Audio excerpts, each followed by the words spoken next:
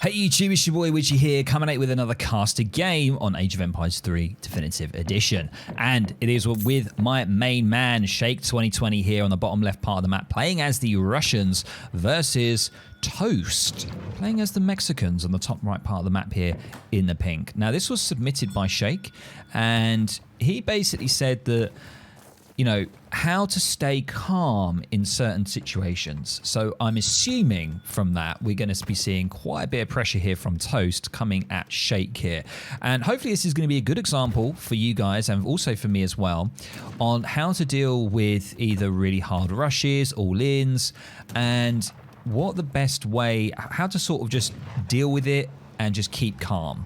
Because it is really difficult when you're under that pressure to try and manage your villagers, move them around. You can lose them, you can get frustrated, and then your macro goes all out of shape, and then you can't make units, you might lose population space, and it all just goes terribly wrong. And one of the key ways of dealing with it is to simply just try and just keep calm. You know, psychologically, keep calm, and, you know, if you can defend it well, most of the time, you can bring it back and you can win the game. So let's see how this one goes. So Shake here, going to be playing as Russia, of course, going just with the house. Very, very standard. Nice to see. And let's have a look at Toast here, playing as the Mexicans. Going to be going for the Hacienda card. 1 Hacienda wagon and 2 settlers. Very, very standard. And this is actually an FI build. So there's nothing in Age 3 here at all. Everything in Age 2 and everything in Age 4. So obviously, you know, his plan is, you know, he's either going to revolt in Age 2. He definitely doesn't want to do a normal age up to Age 3 because he's obviously got no cards. So there we go. That's his plan. And we can see here, he's going to be taking down a black bear here, grabbing himself 75 coin. That's going to definitely go nicely towards market tax when he does age up. It's always nice. Hacienda Wagon's going to be going out into a forward position here. Let's see where he puts that. And let's have a look back at Shake here. Going to be going for distributivism, of course. Let's have a look at the deck. This is just a 1v1 deck.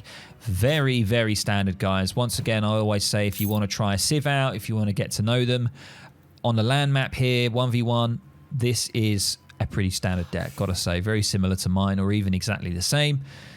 All good. But obviously with the latest update coming in very shortly, there's an overhaul to Russia. So Russia stuff is going to change. There's going to be different cards. We've got different units, new units. So yeah, things are going to change. And he's got a lot of wood already nicely stacked up here. Remember, the distributivism gives you a really nice trickle. And you can see that's perfect for building your first blockhouse or getting your market down, getting tech. It's always nice. But as Aiken said on my recent masterclass, you don't want to overcommit. And hang on a minute, what's going on here? Is he going to spot it? Yes, he spotted it.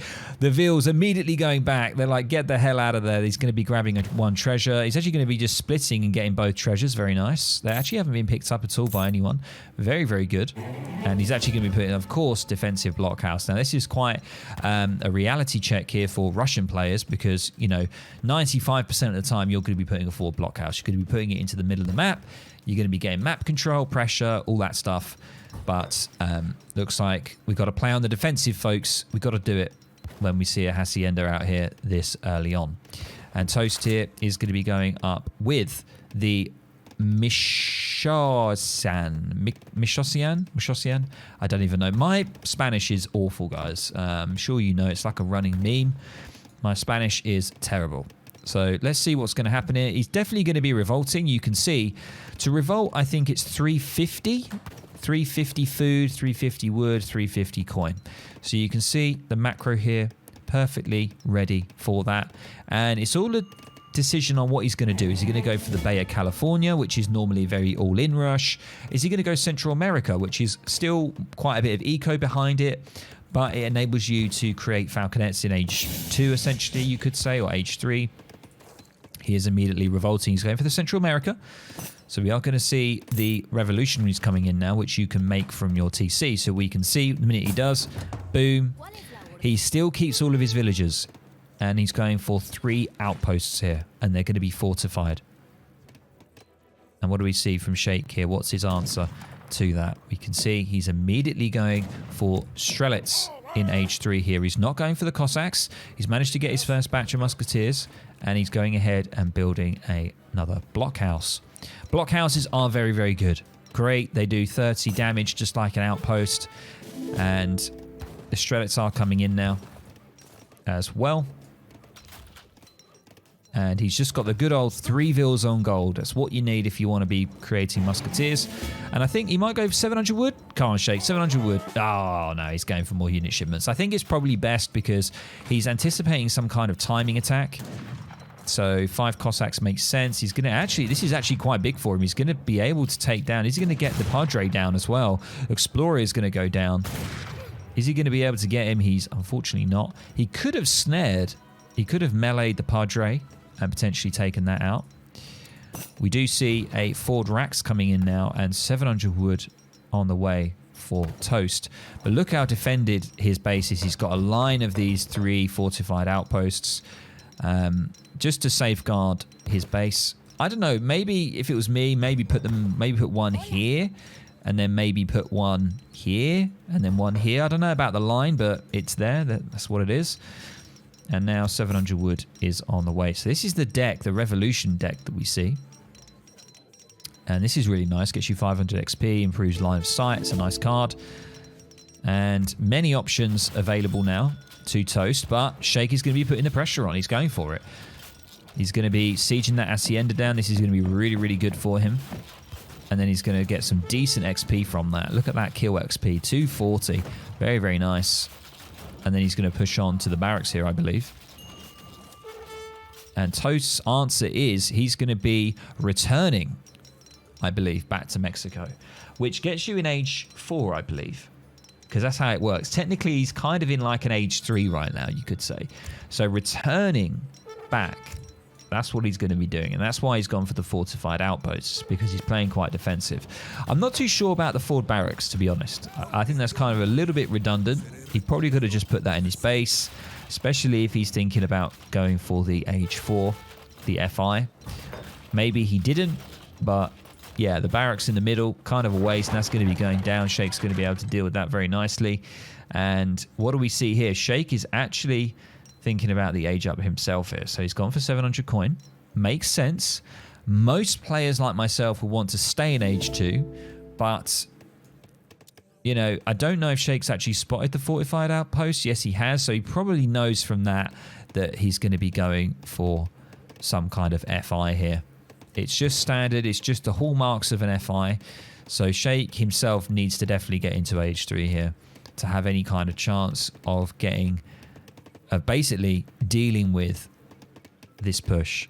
And now the return to Mexico is on. And I believe it's 1,200 of each now because there were changes. I think it used to be like 1,000 of each. I think it might be 1,200 or 1,100. I'm not entirely sure. I'm sure you guys can let me know. So Shake here is going to be going for some wood behind the age 3 here. And if I was Shake, I'd probably, yeah, he's going for the market text, which is great. I'd probably anticipate artillery and stuff like that. I don't know. Maybe cav archers could be quite good against this. It's hard to say. Because if we have a look at Toast's deck right now, you can't actually see what his real deck is going to be because he's actually in Central America. So you've got to try and remember what his original deck was. It is going to be coming back. The minute it gets into age 4 now, it's going to be reverting back to his old deck. And we're going to see that right now. There it is. So now he's got his old deck back. And he's immediately going for... It's quite a powerful card. They did actually nerf this a little bit. But we've got 9 Soldados and a Falconet coming in. So, and there's more heavy cannons and Chinacos. So I think going Cav Archer with some Colves could be quite a good play here. And we can see Shake is actually going to be taking that TP out with some of his musketeers. Very, very nice. And Shake here getting that wood. Probably want to put stables down, I would say. But he's actually going artillery foundry. So yeah, probably thinking about the culverin is probably going to need to be the play here. And probably when he ages up, I don't know. I'd probably say, yeah, ship 1,000 coin. Get those colves in. Get it going. He's actually going on dock, though. Look at that. Crazy. He's going to be going for the dock play. Remember, there are actually no whales in this dock. It's all food. But I think this is quite nice because if you're going to get pushed, you don't want to lose your vills. And obviously the herding here isn't amazing. I'm not too sure whether the plan was to bring it to the dock. Can't say for sure, but he has got his TC.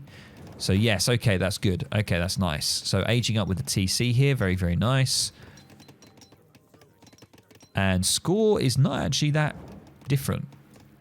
And now we do see the Vet Musketeers on the way. I would honestly say Cav Archer would be quite nice, but that's just me. He has got the Foundry down here and he's continuing. Is he going to go for 1,000 coin? Yes, he is. There it is. So the Colves are going to be coming in here. That would be the best play.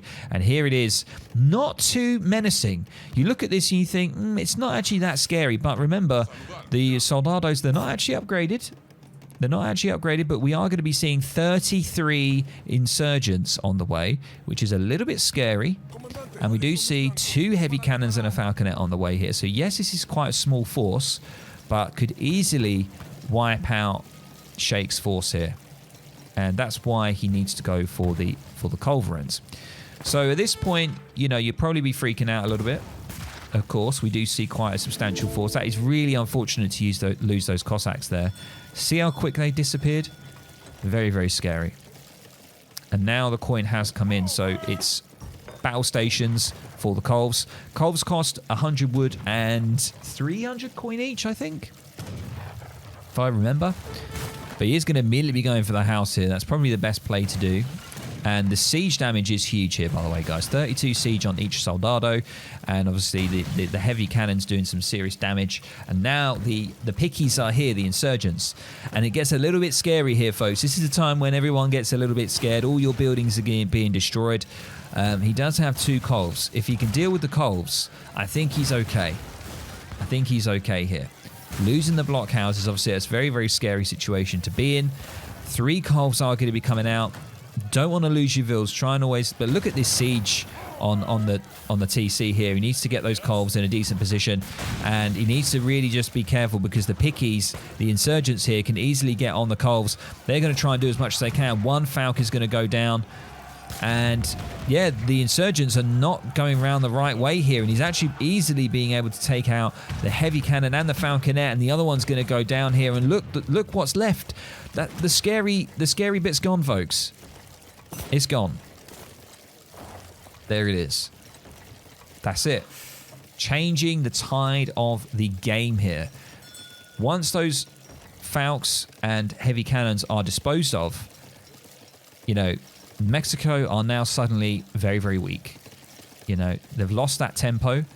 He's on 30 vills. Shake is on 35, but he's gone onto the water now as well, which is nice. And Toast has a card available. What is he going to be going for? He's going to be going for the big boy shipment, the 15 Gorakistas, which is a real big amount of resources here, guys. Look at this, 1,000 food and 1,000 wood. These guys would easily clear up the musketeers here for Shake, because the musketeers, they are lancer cavalry, so they're very good against infantry. So Shake needs to try and think about, he's got his 2 falcons now. Can he deal with this, with the musketeers that he has? I'm not too sure. He is repairing his TC, which is nice. Managing to rebuild that blockhouse, very, very good. I would honestly be thinking about some Cav Archers at this point, because if you look and anticipate Toast here, Toast has he has the H Anarchos. He also has the Spanish Sympathizers, which he's gone for. So there's cards available where he can get Cav. But no, looks like Shake is going to be continuing with the Musketeers. Let's see how this one works out. I mean, the Mancurian would be great, but he obviously doesn't have the coin. That would be a really nice card potentially to go next. But his eco's looking pretty darn good. He is now ahead in score, which is really nice for Russia. That's always nice to see. Toast on 32, 43 for Shake, though. Very, very nice. And look at these Gorakistas.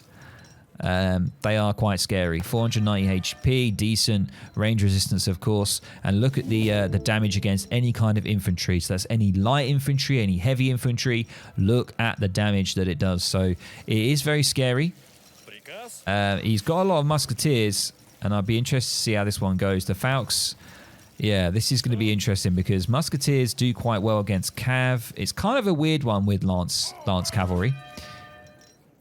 Maybe Toast thinks he's looking pretty good here. I'm not sure.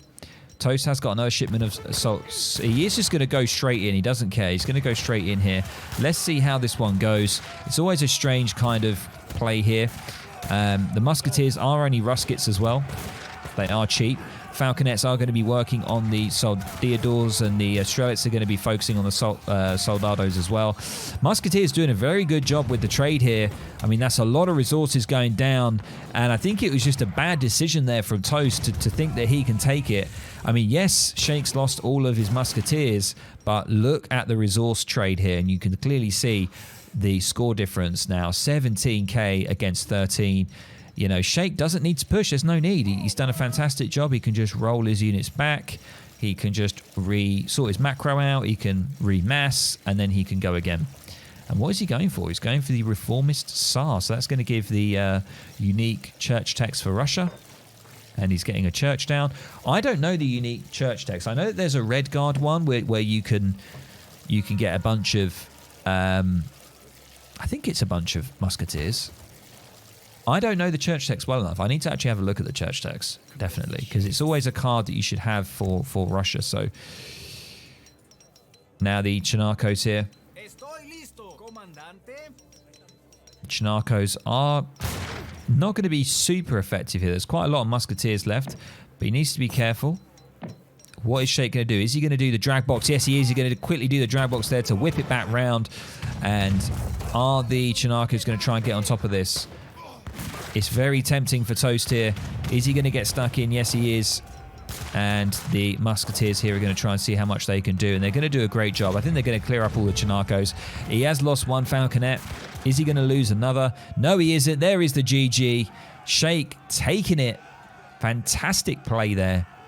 And fantastic example of how to calmly deal with a kind of heavy artillery push there. Like a Falk push, something like that. You know, the anticipation, the planning of it was fantastic. Going for the artillery foundry, very, very nice. Then going for 1,000 coin, being able to get those 3 Colves out. And Toast not really getting on top of the Colves there. Easily being able to take it down. And just great micro and planning from Shake there. And the reason that Toast GG'd is because Shake just has the economy. You know, he has 63 Vils. You know, obviously some of those are fishing boats, but he's on water. He's got the eco to easily remass, and Toast, obviously, the way that the FI works is that you play the tempo off of your cards. So if you lose a lot of your units from the card shipments, there's nothing much left.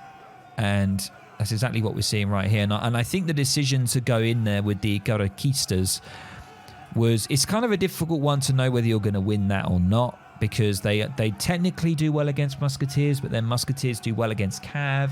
So it's an interesting one. But fantastic game. And yeah, hopefully you guys have learned a lot there. How to keep calm, stay calm against any kind of Falk timing push or FI push. And hopefully you can learn something from it. And of course, some good Russia content here ready for the upcoming patch. So let me know down in the comments below what you thought about this, guys. And of course, I will catch you in the next video or the next stream. Catch you later, guys. Bye.